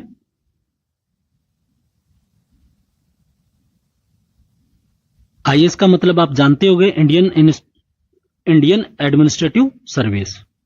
जिले में इनकी मुख्यतः वो 3 भूमिका रहती है। कौन सी? एक जिला मजिस्ट्रेट के रूप में, दूसरा जिला कलेक्टर के रूप में, और तीसरा निर्वाचन अधिकारी के रूप में। जिला मजिस्ट्रेट के रूप में जब रोल करते हैं तो कानून व्यवस्था को बनाए रखने वाला है। उसके बाद में जिला कलेक्टर राजस्व संग्रहण और भूमि अभिलेख के लिए होता है, तो जिला कलेक्टर के रूप में। और जिला निर्वाचन अधिकारी के रूप में होता है तब जब चुनाव का समय आता है। यह जिला आपदा प्रबंधन समिति के भी अध्यक्ष होते हैं। जनगणना संबंधित कार्य है वो जिला कलेक्टर के अधीन ही होते हैं। जिला पुलिस से रिपोर्ट प्राप्त करता है। आपको पता होगा, पुलिस अधीक्षक यानी एसपी साहब है, वो कलेक्टर को रिपोर्ट करते हैं कि भाई सब कानून व्यवस्था डन है, यानी ओके रिपोर्ट देते हैं। विदेशियों के पासपोर्ट की जांच करना। विदेशियों के पासपोर्ट की जांच कौन करते हैं? तो कलेक्टर साहब करते हैं। तो ये है जिला कलेक्टर से संबंधित। अगला है उपखंड अधिकारी। उपखंड अधिकारी मतलब एसडीओ, सब डिवीजन ऑफिसर। यह अपने खंड उपखंड का भू राजस्व अधिकारी होता है। धारा 144 लागू करते हैं, राजस्व विवादों के निपटारा करते हैं, मूल निवास डोमिसाइल वो यही जारी करते हैं, सरकारी भूमि पर अतिक्रमण को रोकते हैं। कभी कभी आपने सुना होगा ना, कहां अतिक्रमण होता है वहां एसडीएम साहब पहुंचते हैं और वो हटवाते हैं। उसके बाद में आता है तहसीलदार। तहसील के प्रमुख अधिकारी होते हैं, भूमि से संबंधित राजस्व रिकॉर्ड, नामांतरण, गिरदावरी के कार्य करवाते हैं। आपने सुना जमीन वमीन चढ़ाते हैं तो वो कौन करते हैं? तहसीलदार। उसके बाद पटवारी ग्राम स्तर पर कार्य करते हैं। खसरा, खतौनी, गिरदावरी रिपोर्ट बनाना, ये सब कौन करता है? पटवारी। भूमि रिकॉर्ड को मेंटेनेंस कौन करता है? मेंटेन कौन करता है? ये पटवारी। प्राकृतिक आपदा जैसे सूखा, ओलावृष्टि, बाढ़ की स्थिति में नुकसान का आंकलन कौन करते हैं? तो ये पटवारी साहब करते हैं। अगला है पंचायती राज यानी स्वशासन। पंचायती राज का अर्थ क्या है? स्थानीय स्वशासन। पंचायती राज लोकतांत्रिक विकेंद्रीकरण पर आधारित एक व्यवस्था है। पंचायती राज क्या है? लोकतांत्रिक विकेंद्रीकरण पर आधारित एक व्यवस्था है जिसमें गांव के लोग चुनी हुई पंचायतों के माध्यम से अपने क्षेत्र का प्रशासन चलाते हैं और विकास करते हैं। पंचायती राज एक राज्य सूची विषय है जिसका उद्देश्य लोकतांत्रिक विकेंद्रीकरण को सुनिश्चित करना। ये वर्ड है वो बहुत इंपॉर्टेंट है, इस लाइन को आप अच्छे से देखिए। लोकतांत्रिक विकेंद्रीकरण, पंचायती राज का सब कुछ यही है। सर्वप्रथम हमें पंचायती राज की व्यवस्था चोल साम्राज्य में देखने को मिलती है। अंग्रेजों के समय यह लॉर्ड रिपन ने इसे आगे बढ़ाया, इसलिए रिपन को स्थानीय स्वशासन का जनक माना जाता है। आजादी के बाद पंचायती राज का शिल्पीकार बलवंत राय मेहता को माना जाता है, क्योंकि इनकी अध्यक्षता में गठित समिति की सिफारिश को स्वीकार कर लिया गया। इसी कारण आधुनिक पंचायती राज है वो लागू हुआ। यहां पर एक फैक्ट था, प्रांतक प्रथम के उत्तर मेरू अभिलेख से जानकारी मिलती है। किसकी? चोल साम्राज्य में भी क्या स्थानीय स्वशासन या पंचायती राज था। आइए अब देखते हैं पंचायत से संबंधित महत्वपूर्ण समितियां। ये 7 समितियां हैं। कितनी? 7। और एक से एक महत्वपूर्ण है। इनका नाम, इनका ईयर का क्रम और उन्होंने किन किन चीजों को सिफारिश की आप जान लीजिए। मान के चलिए 1 नंबर आपका तैयार है। देखिए, बलवंत राय मेहता समिति, ये इन्होंने कब रिपोर्ट दी? 1957। और किस चीज की सिफारिश की? त्रिस्तरीय पद्धति की। दूसरा, अशोक मेहता समिति, इनकी रिपोर्ट कब आई? 1977। इन्होंने द्विस्तरीय बताई। इन्होंने एक चीज की और सिफारिश की कि न्याय पंचायत का गठन हो। उसके बाद में हनुमतराव समिति, कब है? 1984। इन्होंने जिला स्तर पर विकेंद्रीकृत नियोजन पर जोर दिया। चौथा है जीवी के राव समिति, कब रिपोर्ट दी? 84 में। प्रतिनिधित्व के तरीकों के सुधार पर जोर दिया। उसके बाद में आया LM सिंघवी समिति, 1986। इन्होंने किस चीज की सिफारिश की? पंचायती राज को संवैधानिक दर्जा मिले। ये आप नोट करना, आगे आएगा तब आपको बहुत काम आएगा। पंचायती राज को संवैधानिक दर्जा मिले। उसके बाद है PK थुंगन समिति, ये आई 1988 में। पंचायती राज को संवैधानिक दर्जे पर जोर दिया, क्या कि उसको संवैधानिक दर्जा मिले, तथा प्रशासनिक ढांचे व जिला परिषद की भूमिका भी अहम बताई। उसके 7वीं समिति कौन सी है? गाडगिल समिति, कब आई? 1988। गाडगिल समिति की सिफारिशें 73वें संविधान संशोधन का आधार बनी, जिसने पंचायती राज को संवैधानिक दर्जा और त्रिस्तरीय संरचना का नियमित चुनाव व वित्तीय स्वायत्तता प्रदान करने की बात की थी। तो ये 7 समितियां हैं। इनको आप 2-3 बार लिख के देखिए। 1 नंबर आपका पक्का है। आपको करना क्या है? इनका नाम देखना है, इनकी रिपोर्ट कब आई वो ईयर देखनी है, और सिफारिश किस चीज की, बस। अब पंचायती राज से संबंधित राजस्थान सरकार ने भी समितियां बनाई। उनमें 2 समिति है। पहली है सादिक अली समिति, 1964। जिला परिषद को प्रशासनिक या वित्तीय स्वायत्तता प्रदान करने पर जोर दिया। और दूसरी है गिरधारी लाल व्यास समिति, ये 1977 में रिपोर्ट आई। इस समिति को हाई पावर कमेटी ऑन पंचायती राज के नाम से भी जाना जाता है। तो राजस्थान सरकार द्वारा बनाई गई 2 समितियां कौन सी है? तो ये 2 समितियां हैं। इनका ईयर ये है और सिफारिश ये चीज की, ये भी आप देख लीजिए। अब देखते बलवंत राय मेहता समिति, इन्होंने रिपोर्ट कब सौंपी? 1957 में। और सिफारिश से क्या की? लोकतांत्रिक विकेंद्रीकरण की योजना सिफारिश की, जिसमें त्रिस्तरीय पंचायती राज की व्यवस्था हो, जैसे ग्राम पंचायत गांव के स्तर पर, पंचायत समिति खंड के स्तर पर यानी ब्लॉक, और जिला परिषद है वो जिला स्तर पर हो। और इसकी स्थिति क्या है? तो इनकी सिफारिशें वो स्वीकार कर ली गई। पंचायती राज की शुरुआत 2 अक्टूबर 1959 में पंडित जवाहरलाल नेहरू ने नागौर का एक गांव है बगदरी गांव से उद्घाटन करके शुरुआत की। उस समय राजस्थान के मुख्यमंत्री मोहनलाल सुखाड़िया थे, और राजस्थान में पंचायती राज का सूत्रधार किसे माना जाता है? तो भगवती चरण को। और भारत में पंचायती राज की शुरुआत है वो द्वितीय पंचवर्षीय योजना में दौरान हुई। आइए अब देखते हैं 73वां संविधान संशोधन 1992, ये प्रभावी कब हुआ? तो 24 अप्रैल 1993। एक आप बार बार कंफ्यूज करते हो, जो 73वां संविधान संशोधन है वो 1992 है, लेकिन ये प्रभावी कब हुआ? प्रभावी 24 अप्रैल 1993 को हुआ, यानी प्रभावी 1993 और अधिनियम या वो संशोधन है, संविधान संशोधन, वो कब है? 1992। इसके तहत भाग 6 में कुल 16 अनुच्छेद जोड़े गए। कितने? 16। और संरचना कैसी थी? त्रिस्तरीय। ग्राम पंचायत गांव स्तर पर, पंचायत समिति खंड स्तर पर, और जिला परिषद है वो जिला स्तर पर। चुनाव कैसा होगा? तो प्रत्यक्ष होगा। पंचायती राज में प्रत्यक्ष चुनाव होगा। कार्यकाल कितना होगा? 5 वर्ष होगा। विघटन के बाद 6 माह के भीतर पुनः चुनाव करना अनिवार्य है। अगला पॉइंट है, इसके लिए राज्य चुनाव आयोग का गठन किया गया। किसके लिए? पंचायती राज के चुनाव के लिए। और ये कहां दिया हुआ है? अनुच्छेद 243 के में। 243 के में क्या दिया हुआ है? राज्य चुनाव आयोग। और इनके वित्तीय व्यवस्था के लिए राज्य वित्त आयोग का गठन किया गया, जो अनुच्छेद कितने में दिया हुआ है? 243 आई में। 243 आई में क्या दिया हुआ है? राज्य वित्त आयोग का गठन। पंचायती राज के लिए 11वीं अनुसूची में 29 विषय जोड़े गए हैं, जिससे वो अपना आर्थिक विकास कर सके और कानून बना सके। तो 11वीं अनुसूची में कितने विषय जोड़े गए? 29। किसके लिए? पंचायती राज के लिए। इसके तहत संविधान में अनुच्छेद 243 से लेकर 243 ओ ABCD करते हुए यानी ओ तक जोड़ा गया है।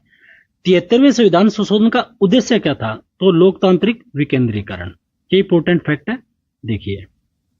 राजस्थान में पंचायती राज व्यवस्था, ये मार्च 2025 तक नवीनतम अपडेट है। पहले तो ये जानिए कि राजस्थान में मार्च 2025 तक कितनी ग्राम पंचायतें हैं? तो 11,218।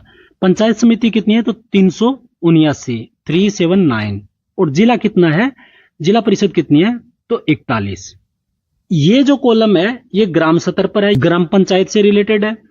ये खंड स्तर पर यानी पंचायत समिति से रिलेटेड है, और ये जिला स्तर पर यानी जिला परिषद का। तो देखिए, नाम जानिए पहले। ग्राम स्तर पर क्या है? ग्राम पंचायत। खंड स्तर पर क्या है? पंचायत समिति। खंड स्तर का मतलब है ब्लॉक लेवल। और जिला स्तर पर क्या है? जिला परिषद। अधिकार क्षेत्र, इसमें गांव या गांव का समूह हो सकता है ग्राम पंचायत में। पंचायत समिति में क्या होता है कि पूरा ब्लॉक होता है, और जिला में एक जिला होता है। अब सदस्य देखिए, ग्राम पंचायत में कौन होगा? सरपंच, उप सरपंच, पंच।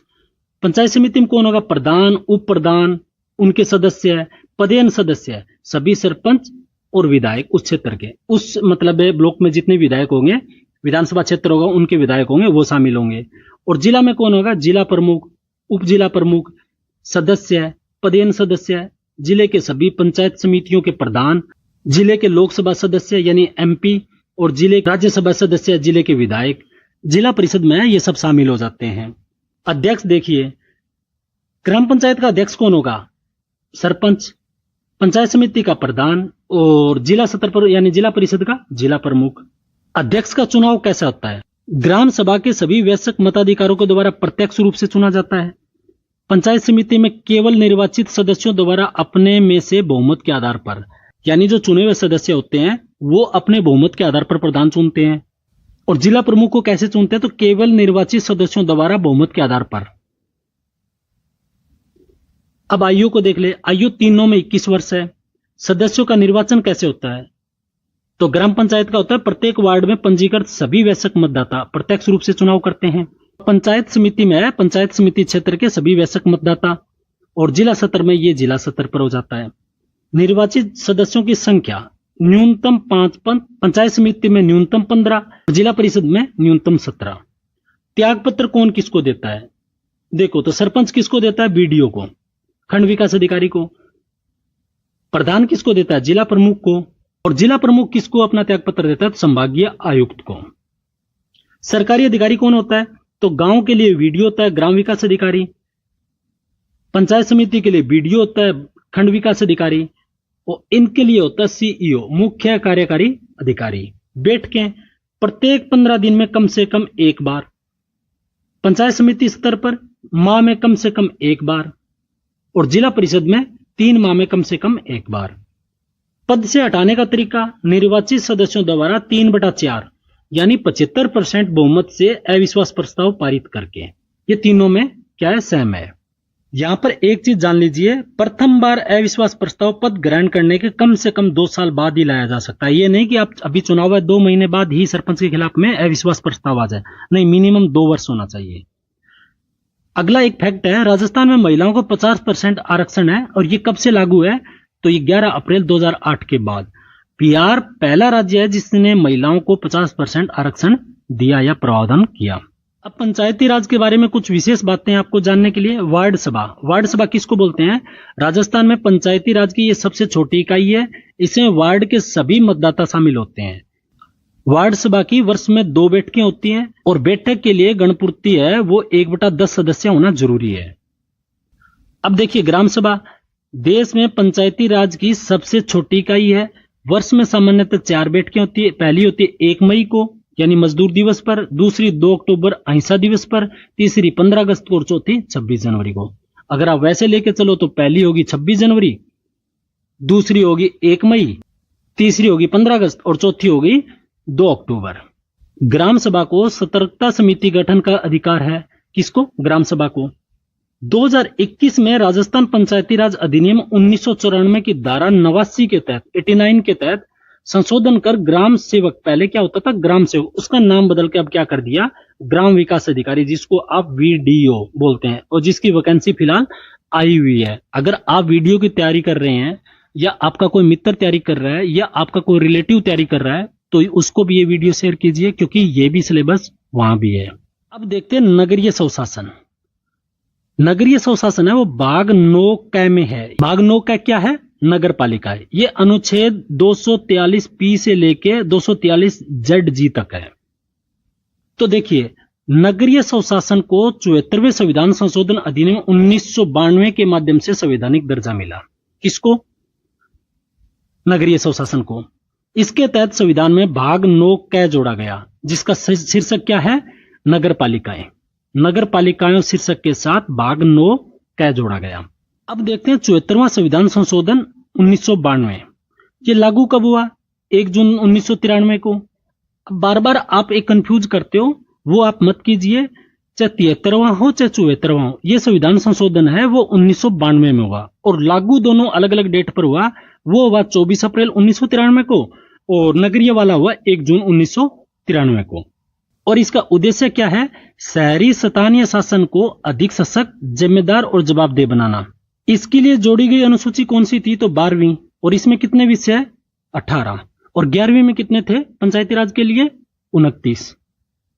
इस संशोधन के माध्यम से नगर निकायों को संवैधानिक दर्जा प्राप्त हुआ। किसको? नगर निकायों को। और इसके अंतर्गत कौन कौन से है, यानी नगरीय स्वशासन के लिए कौन से अनुच्छेद है? 243 पी से लेके जेड जी। पी से लेके जेड जी। 243 में तो सारे आते ही हैं। राजस्थान की पहली नगरपालिका 1864 में माउंट आबू में स्थापित की गई। तो राजस्थान की पहली नगरपालिका कौन सी थी? माउंट आबू। कब बनी? 1864 में। प्रदेश की पहली निर्वाचित नगरपालिका कौन सी थी? तो ब्यावर। प्रथम नगर निगम कौन सा बना? तो जयपुर। राजस्थान में छावनी बोर्ड कितने हैं? तो एक है नसीराबाद, दूसरा है अजमेर। और नोट, छावनी बोर्ड है वो रक्षा मंत्रालय के अंतर्गत एक स्वायत्त संस्था है। छावनी बोर्ड राज्य के अंदर नहीं आता है, वो रक्षा मंत्रालय के अंतर्गत आता है। अब देखिए, कुल नगर निकाय कितने हैं मार्च 2025 तक? 305। उसमें नगर निगम 13 है। और नगर निगम किसको बोलते हैं? जिसकी जनसंख्या 5 लाख से अधिक हो। नगर परिषद है वो 52 है। इसकी जनसंख्या कितनी होनी चाहिए? 1 लाख से 5 लाख तक है। और नगर पालिका कितनी है? तो 240। और इनकी जनसंख्या कितनी होनी चाहिए? 20,000 से लेके 1 लाख तक के बीच। नगर निगम 13, नगर परिषद 52 और नगर पालिका 240। अब इनके अध्यक्ष के बारे में देखिए। नगर निगम का अध्यक्ष कौन होता है? महापौर, जिसे इंग्लिश में मेयर भी कहा जाता है। उसके बाद में है नगर परिषद, इसका सभापति। उसके बाद में नगर पालिका, इसका होता है अध्यक्ष या सभापति। वो जो नवीनतम नगर निगम बने हैं, एक अलवर 2023 में और पाली और भीलवाड़ा 2024 में। राजस्थान सरकार के नगर नियोजन विभाग के अध्यक्ष को क्या कहा जाता है? मुख्य नगर नियोजन। मुख्य नगर नियोजन। आइए अब देखते हैं पंचायती राज से संबंधित संवैधानिक प्रावधान। 73वें संविधान संशोधन अधिनियम 1992 के माध्यम से संविधान के भाग 9 में अनुच्छेद 243 से लेकर 243 ओ तक, यानी ABCDEFG ऐसे 243 से 243 ओ तक जोड़ा गया है। उसमें कुल कितने अनुच्छेद हैं? तो 16 अनुच्छेद हैं। आइए एक एक करके बात करते हैं। अनुच्छेद 243 में क्या दिया गया है? परिभाषा किसकी? पंचायत की। अनुच्छेद 243 ए में क्या दिया गया है? ग्राम सभा। ग्राम सभा से संबंधित चीजें दी गई है। बी में क्या दिया गया है? पंचायत का गठन। आगे में CDEFGH बोलूंगा क्योंकि 243 में ही है सभी है। सी में क्या दिया गया है? पंचायतों की संरचना। डी में क्या दिया गया है? स्थानों का आरक्षण। ई में क्या दिया गया है? पंचायतों की अवधि। एफ में क्या दिया गया है? सदस्यता के लिए निहरताएं। जी में क्या दिया गया है? पंचायतों की शक्तियां। आई में क्या दिया गया है? राज्य वित्त आयोग का गठन। और के में क्या दिया गया है? राज्य निर्वाचन आयोग। अब नगरीय स्वशासन से संबंधित संवैधानिक प्रावधान देखिए। इसमें अनुच्छेद पी से लेके जेड जी तक है। 243 तो सब में ही है, लेकिन पी से लेके जेड जी। पी में क्या दिया है? परिभाषा, नगर पालिका और नगर निगम। ओ में क्या दिया गया है? नगर पालिकाओं का गठन। आर में क्या दिया गया है, नगर पालिकाओं की संरचना। टी में क्या दिया गया, आरक्षण। यू में क्या दिया गया, नगर पालिकाओं की समावधि। वी में क्या दिया गया, सदस्यताओं के लिए निहरताएं। एक्स में क्या दिया गया, कर लगाने की शक्तियां। वाई में क्या, वित्त आयोग। और जेड जी में निर्वाचन का। और जेड डी में क्या दिया गया, जिला योजना के लिए समिति। आइए अब देखते हैं ग्रामीण और शहरी स्वशासन की तुलनात्मक अध्ययन। अब हम आपको बताते हैं कि ये अनुच्छेद है वो याद कैसे करते हैं। हर चीज का एक तरीका होता है। तो देखिए, गठन, पंचायतों का गठन किसमें दे रखा है, 243 बी।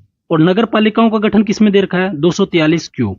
एक बात आप जान लीजिए, ए से लेके ओ तक है वो है पंचायत से रिलेटेड। किससे, पंचायत से। और पी से लेके जेड डी, मतलब जहां तक जेड आ जाता है उसके साथ एबीसी कुछ भी लोगो, वो है नगर पालिकाओं से संबंधित। किससे, नगर पालिकाओं से। तो बस आपको इतना याद रखना है, ओ से पहले जो भी होगा वो पंचायत से संबंधित है, और ओ के बाद यानी पी से लेके जेड तक किसका होगा, वो नगर पालिकाओं से संबंधित होगा। उसके बाद संरचना देखिए, पंचायत की संरचना किसमें दी हुई है, सी में। तो 243 अंडरस्टूड बात है, उसको बार बार बोल के अपने आपको कंफ्यूज होने की कोई जरूरत नहीं है। नगर पालिका की संरचना किसमें दे रखा है, आर। तो इसको हम क्या लिख सकते हैं, इसको सी आर। आपको समझ में आ जाएगा, सी क्या है, पंचायतों का है, और आर क्या है, नगर पालिकाओं से संबंधित है। पंचायतों आरक्षण दे रखा है, आरक्षण किसमें, डी। नगर पालिकाओं का आरक्षण, टी। ये क्या हो गया, डीटी। आपको इतना याद रखना है, डीटी क्या है, आरक्षण से संबंधित है, और सीआर क्या है, संरचना से संबंधित। अब नियरताएं आती है। नियरताएं पंचायत में क्या है, एफ। और नगर पालिकाओं के लिए क्या है, वी। तो इसका क्या हो जाएगा, एफ वी। ऐसे देखोगे, शक्ति, शक्ति किसमें दे रखा है, पंचायतों की एच है, और नगर पालिकाओं का एक्स है। तो क्या बन गया, एच एक्स। उसके बाद में वित्त आयोग, पंचायतों के लिए आई और नगर पालिकाओं के लिए वाई, आई वाई। निर्वाचन, पंचायतों के लिए के और नगर पालिका के लिए जेड ए। अब इस लाइन को देखो, मैन यही लाइन है, कौन सी, ये लाइन। इसके लिए उससे पहले आपको समझाना जरूरी था, आपको माइंड कंसेप्ट क्लियर होना चाहिए था।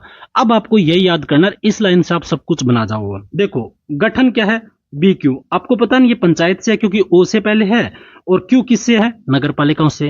अब जैसे प्रश्न आए कि पंचायतों का गठन निम्न में से कौन से अनुच्छेद में दिया हुआ है, उसमें मिलेगा आपको 243 ए बी सी ऐसे करके ना। तो आपको पता, अरे बी, एक कोड याद रखना है। गठन क्या है, बी क्यू। संरचना क्या है, सी आर। आरक्षण क्या है, डी टी। अवधि क्या है, ईवी। वित्त आयोग क्या है, आई वाई। और निर्वाचन क्या है, के जेड ए। बस इतना याद करना है, इससे आसान और क्या होगा। अब देखो, नगर पालिकाओं का संरचना क्या होता है, जनसंख्या 20,000 से अधिक होनी चाहिए और 1 लाख से कम होना चाहिए। दूसरी बात, 75% वो उसकी जनसंख्या है वो गैर कृषि कार्यों में लगी होनी चाहिए। ये दो बात मैंडेटरी है इसके लिए, तभी वो नगर पालिका में शामिल होगा। अब इनसे रिलेटेड कुछ फैक्ट्स हैं जो परीक्षा में बार बार घूमते हैं। अब देखते हैं परीक्षा में पूछे जाने वाले फैक्ट्स जो बार बार घूमते हैं। पहला देखिए, स्थानीय स्वशासन। स्थानीय स्वशासन किसे कहते हैं, ग्रामीण स्तर पर लोगों की सहभागिता द्वारा लोकतांत्रिक विकेंद्रीकरण को सुनिश्चित करना। दूसरा क्या दे रखा है, राष्ट्रीय पंचायत दिवस कब मनाया जाता है, तो याद रखिए 24 अप्रैल को। तीसरा है, किस अधिनियम के द्वारा स्थानीय स्वशासन के बारे में स्पष्ट प्रावधान किया गया था, तो किसमें, मॉन्टेग्यू चेम्सफोर्ड सुधार अधिनियम 1919 के द्वारा। इसमें भी ये बात कहा गया था, स्थानीय स्वशासन को शक्तियां देकर उनको सशक्त करें। चौथा है, समिति जिनकी सिफारिशों से पंचायती राज को संवैधानिक दर्जा मिला। दो ऐसी समिति है जिनको संवैधानिक दर्जा देने में बहुत महत्वपूर्ण भूमिका अदा की। उनमें से पहली है एलएम समिति 1986 में आई, दूसरी है पीके थुंगन समिति। ये दोनों आप अच्छे से याद कीजिए। पांचवा पॉइंट है, 4 स्तरीय पंचायती राज व्यवस्था निम्न में से कौन से राज्य में इंप्लीमेंट है, तो पश्चिमी बंगाल में। कहां, पश्चिमी बंगाल में, वेस्ट बंगाल में। और उनका रूप क्या है, ग्राम पंचायत, अंचल पंचायत, आंचलिक परिषद और जिला परिषद। छठा पॉइंट है, एकमात्र राज्य जहां अल्पसंख्यकों के लिए पंचायती राज का आरक्षण का प्रावधान किया गया है। कहां पर, कहां प्रावधान किया, आंध्र प्रदेश में। सातवां पॉइंट है, वे राज्य जिन्होंने एक स्तरीय पंचायत अर्थात केवल ग्राम पंचायत को अपनाया, तो उनमें ये 3 महत्वपूर्ण है, केरल, जम्मू कश्मीर और त्रिपुरा। आठवां पॉइंट है, जिला पंचायत नगर पालिका के कितने सदस्य जिला योजना समिति में शामिल किए जाते हैं, चुने जाते हैं, तो उसमें 4/5 5 भाग यानी 80%। 9वां पॉइंट देखिए, संविधान के किस अनुच्छेद के तहत जिला योजना समिति का गठन किया गया? तो ये है 243 ZD। इंपॉर्टेंट है, याद कीजिए। 10वां पॉइंट है, संविधान के किस भाग में सहकारी समितियों का वर्णन है? तो 9B। एक तो 9K है, वो नगर पालिकाओं के लिए है। जो 9ख बोल दो या B बोल दो, ये क्या है? ये सहकारी समितियों के लिए है। 11वां पॉइंट है, सहकारी समितियों को संवैधानिक दर्जा किस संविधान संशोधन के तहत दिया गया था? तो 97वां संविधान संशोधन 2011। कौन सा 97वां? कब आया? 2011 में। आइए अब देखते हैं राजस्थान के आयोग या संस्थाएं। सबसे पहले हम लेते हैं राजस्थान लोक सेवा आयोग, जिसे RPSC हम बोलते हैं। इसकी स्थापना कब हुई? 20 अगस्त 1949 को। पहली बार आयोग के अध्यक्ष और सदस्यों की नियुक्ति कब हुई? 22 दिसंबर 1949। ये 22 दिसंबर आयोग के अध्यक्ष और सदस्यों की नियुक्ति के बारे में हम क्यों बात कर रहे हैं? क्योंकि स्थापना दिवस है वो 22 दिसंबर को मनाया जाता है। ठीक है। अब उसके बाद में संवैधानिक प्रावधान। संवैधानिक प्रावधान क्या है? तो भाग 14 में दे रखा है। भाग 14 में कितने से कितने अनुच्छेद है? तो 315 से लेके 323 तक। नियुक्ति अध्यक्ष और सदस्य की कौन करता है? तो राज्यपाल करता है। किस अनुच्छेद के तहत? 316। कार्यकाल 6 वर्ष या 62 वर्ष की आयु तक, ये किसमें दिया है? अनुच्छेद 316 में। उसके बाद में 2011 से सदस्यों की संख्या जो फिक्स हुई है वो है 1+7। एक अध्यक्ष और 7 सदस्य, यानी 1+7 = 8। ठीक। और वर्तमान में अध्यक्ष कौन है? अभी बने हैं उत्कल रंजन साहू साहब। कौन? उत्कल रंजन साहू साहब। अगला है सर्वाधिक कार्यकाल किसका रहा है? सबसे लंबा कार्यकाल किनका रहा है? तो देवी शंकर तिवारी। ये कब से कब थे? 1951 से 58 तक। और कार्य क्या है? तो राज्य की सेवा के लिए परीक्षा आयोजित कराता है। ये इतना तो आपको पता ही है कि RPSC क्या करवाती है, राज्यों के विभिन्न परीक्षाओं का आयोजन करती है। और RPSC का मुख्यालय कहाँ है? हेडक्वार्टर कहाँ है? तो अजमेर। अनुच्छेद 323, RPSC अपने द्वारा किए गए कार्यों का वार्षिक प्रतिवेदन राज्यपाल को सौंपता है। अगला है राज्य मानवाधिकार आयोग। ये इंपॉर्टेंट है, इसको आप अच्छे से देखिए। गठन मानव अधिकार संरक्षण अधिनियम 1993 के तहत इसका गठन किया गया। ये लाइन अच्छे से देखिए। राज्य मानव अधिकार संरक्षण अधिनियम कब आया? तो 1993। और गठन का समय कब है? ये राजस्थान से रिलेटेड है। राजस्थान में गठन कब हुआ? तो मार्च 2000 में, कंप्लीट 2000। ठीक है, मार्च 2000 में। सदस्य 2006 के बाद कुल 3 सदस्य हैं। एक अध्यक्ष, 2 इसके सदस्य होते हैं। अध्यक्ष की योग्यता क्या होनी चाहिए? कि उच्च न्यायालय के सेवानिवृत्त न्यायाधीश कम से कम होना चाहिए। उसके बाद कार्यकाल 3 सत्र, आप ऐसे याद रखो, या तो 3 वर्ष हो उसका कार्यकाल, या फिर वो 70 साल की एज में आ गए तो 70 साल के बाद नहीं रह सकते, 70 साल की आयु तक। उसके बाद है प्रदेश के SHRC यानी राज्य मानवाधिकार के प्रथम अध्यक्ष कौन थे? तो जस्टिस कांता कुमारी। कौन थी? तो जस्टिस कांता कुमारी। वर्तमान में अध्यक्ष कौन है? तो गंगाराम मूलचंदानी। ये जून 2024 से है। कौन? गंगाराम मूलचंदानी। सबसे लंबा कार्यकाल है वो राज्य मानवाधिकार के कौन रहे हैं? तो NK जैन। इनका सर्वाधिक लंबा कार्यकाल रहा है। उसके बाद आप देखिए इनके कार्य, मानवाधिकार के उल्लंघन की स्वेच्छा से जांच करना, मतलब संज्ञान लेके, और जेल का निरीक्षण करना कि उनमें सब ठीक ठाक है, मानवाधिकार का तो हनन नहीं हो रहा। उसके बाद में मानव के अधिकार के प्रति जागरूक करना। वैसे तो बहुत काम है, लिस्ट एक बहुत लंबी है, लेकिन वो सामान्य जब आप परीक्षा में अगर कहीं उसका पॉइंट मिले तो आपको पता चल जाएगा। उसके बाद में राज्य मानवाधिकार आयोग की सिफारिश से सलाहकारी होती है, बाध्यकारी नहीं होती। बस इस बात को थोड़ा सा ध्यान रखना। ठीक है, तो ये है राज्य मानव अधिकार। अगला पॉइंट है राज्य निर्वाचन आयोग। ये भी इंपॉर्टेंट है, इसको भी आप अच्छे से देखिए। अच्छा, मैं आपसे एक बात और पूछना चाहता हूं। मैं चाहता हूं कि पटवारी के लिए एक सुपर 100 का एक ग्रुप बनाऊं। अगर आप सुपर 100 में शामिल होना चाहते हो तो आप सुपर 100 लिख के पेज दे के जय हिंद लिख दो। मेरी कोशिश रहेगी कि बच्चा जो मेहनत करता है, सीरियस है, नौकरी की सख्त जरूरत है, और उसकी पटवारी बनना ये लग रहा है कि ये निकल गए तो मेरे लिए कुछ भी नहीं बचेगा, तो वो सुपर 100 ग्रुप में शामिल हो सकता है। तो इसकी स्थापना कब हुई? जुलाई 1994 में। किस अनुच्छेद के तहत? अनुच्छेद 243 के तहत। यह एक स्वतंत्र, स्वायत्त और संवैधानिक निकाय है। इसकी संरचना देखिए। एकल सदस्यीय आयोग, मुख्य निर्वाचन अधिकारी, तो इसमें एक ही सदस्य होता है। उसके बाद में कार्यकाल देखिए 5 वर्ष या 65, या तो 5 साल पूरे हो गए हों या 65 वर्ष की आयु हो गई होगी। प्रथम राज्य निर्वाचन आयुक्त कौन थे? तो अमर सिंह राठौड़, याद कीजिए, इंपोर्टेंट है। वर्तमान में कौन है? ये भी आप देखिए, मधुकर गुप्ता। ये कब से हैं? अगस्त 2023 से। और नियुक्ति कौन करता है राज्य निर्वाचन आयोग के अध्यक्ष की? तो राज्यपाल। तो ये है राज्य निर्वाचन आयोग। अब देखते हैं राज्य सूचना आयोग। इसका गठन कब हुआ? तो 13 अप्रैल 2006 को। सूचना आयोग अधिकार अधिनियम 2005 के तहत, जो अधिनियम था वो 2005 में आया। और राजस्थान में कब ये गठन किया गया इसका? तो 13 अप्रैल 2006। राज्य सूचना आयोग एक वैधानिक निकाय है। ये संवैधानिक नहीं है, ये वैधानिक निकाय है। इसका कार्यकाल कितना है? तो 365। और राज्य मानवाधिकार का कितना था? तो 370। इनको आप ऐसे याद कर सकते हो, 365। ये राज्य मानवाधिकार है और ये राज्य सूचना आयोग है।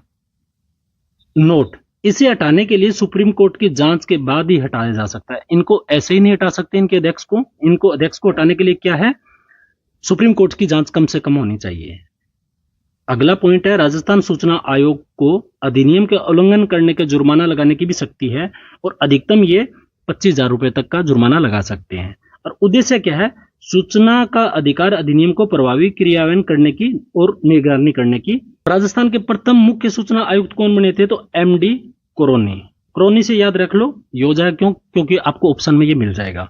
और वर्तमान में कौन है सूचना आयुक्त? तो मोहनलाल लाठर। क्या नाम है? मोहनलाल लाठर। ये कब से हैं? जुलाई 2024 से।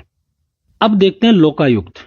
लोकायुक्त, इनकी परिभाषा देखिए। लोकायुक्त वह संस्था है जो राज्य के बड़े अधिकारियों मंत्रियों की शिकायतों की जांच करती है तथा भ्रष्टाचार पर निगरानी रखती है। तो ये तो है लोकायुक्त की परिभाषा। लोकायुक्त और लोकपाल को ज्यादातर देशों में किस नाम से जानते हैं? ओम्बड्समैन। क्या? ओम्बड्समैन। सर्वप्रथम लोकायुक्त का गठन महाराष्ट्र ने किया। कब? 1971 में। हालांकि उड़ीसा ने 1970 में कर लिया था अधिनियम, लेकिन इसको लागू कब किया? 1983 में। तो इसलिए सबसे पहले कौन आ गया? तो सबसे पहले आ गया महाराष्ट्र।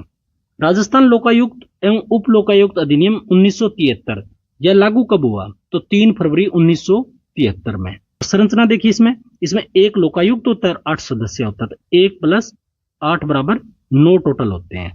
नियुक्ति राज्यपाल द्वारा। इसकी नियुक्ति कौन करता है? राज्यपाल। और किन के द्वारा? ये मुख्यमंत्री, मुख्य न्यायाधीश और विधानसभा के विपक्ष के नेता से परामर्श करने के बाद में। और इस कमेटी का अध्यक्ष कौन होता है? तो मुख्यमंत्री। मुख्यमंत्री के अध्यक्षता के रूप में उसमें उच्च न्यायालय के मुख्य न्यायाधीश भी होता है और विधानसभा के विपक्ष के नेता भी होता है। ये सब मिलकर नाम घोषित करते हैं, राज्यपाल फिर उनको नियुक्त करते हैं। मुख्य कार्य क्या है? शिकायतों की जांच करना। कार्यकाल कितना है? 565। राजस्थान का प्रथम लोकायुक्त कौन है? ID दुआ। इनको दुआ से याद करो। राजस्थान के वर्तमान में लोकायुक्त कौन है? तो प्रताप कृष्ण लोहरा। ये 2021 से। प्रताप सिंह लोहरा, ये साहब है वो 2021 से अध्यक्ष हैं। तो ये थी राजस्थान पॉलिटी की क्लास। मुझे पूरा यकीन है यह क्लास आपके मिशन में सफल होने के लिए आपकी पूरी हेल्प करेगी। और हाँ, चैनल को सब्सक्राइब करना मत भूलना, क्योंकि अगली नई क्लास लेकर मैं फिर आऊंगा आपकी जीत की कहानी लिखने के लिए। राजस्थान पॉलिटिक का संपूर्ण सिलेबस की इतने कम समय में क्लास शायद आपको ना मिले, और मिले तो भी वो पेड में मिलेगी, आपको फ्री में मिल रही है। इसकी थोड़ी सी कीमत जानिए, इसको बार बार देखिए, इस PDF को पढ़िए। मेरे से कुछ भी पूछना तो कमेंट कीजिए, मैं जरूर आपकी हेल्प करूंगा। मेरा एक ही मकसद है कि आपका सिलेक्शन हो। बस आपसे मैं एक ही उम्मीद करता हूं, इस वीडियो को लाइक जरूर कर दीजिए।